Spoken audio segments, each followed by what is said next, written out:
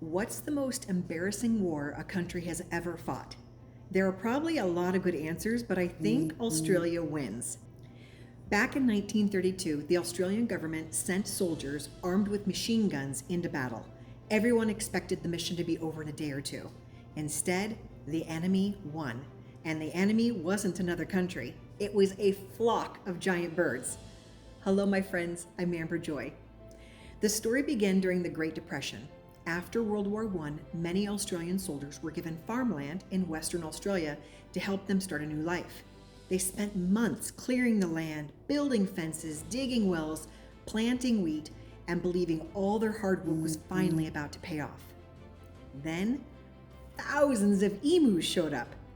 Now, if you've never seen an emu, picture a bird that's nearly 6 feet tall, can run over 30 miles an hour, and apparently has no respect for fences. They crashed through them, devoured the wheat, trampled what was left, and kept moving like they owned the place. The farmers tried everything they could think of. They chased the birds, fired rifles, shouted, and repaired fences as fast as they could. Every time the emu scattered, they simply regrouped somewhere else and came right back. Finally, the farmers decided the problem was bigger than they were, and so they asked the Australian Army for help. Believe it or not, the government said yes. A small military unit arrived with 2 Lewis machine guns and 10,000 rounds of ammunition. It sounded like complete overkill. I mean, after all, how hard could it be to defeat a bunch of birds? As it turned out, very hard. The first time the soldiers opened fire, the emus scattered in every direction before they could get a clear shot. Instead of staying together, they broke into smaller groups, making them almost impossible to hit. Then came what should have been the perfect opportunity. The soldiers found nearly 1,000 emus gathered in one place. They quietly moved into position, waiting until the birds were close enough, and then opened fire. For a few glorious seconds, it looked like the battle was finally over. Then the machine gun jammed. By the time it was working again, the emus had vanished. The soldiers were completely standing in an empty field, wondering how they'd just been outsmarted by birds. But they refused to give up. Someone came up with what sounded like a brilliant idea at the time: mount a machine gun on the back of a truck and chase the emus across the countryside. It sounded perfect.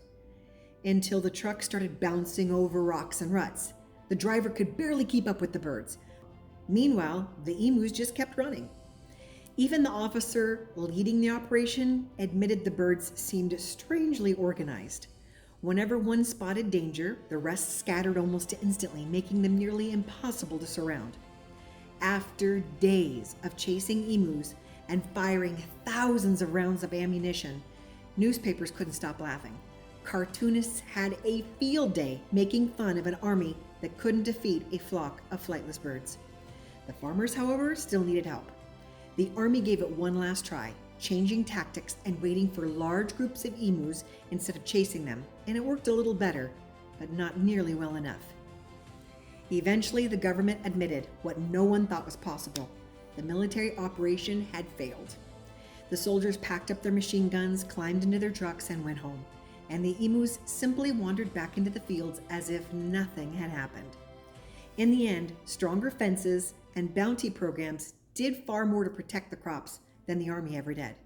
Officially, it was a military operation. Unofficially, the emus won. Here's my challenge. What's the funniest true story from history that you've ever heard? Let me know in the comments. I just might feature it in a future video. Until next time, remember, every ordinary person has an extraordinary story. I'm Amber Joy, and I'll see you in the next story.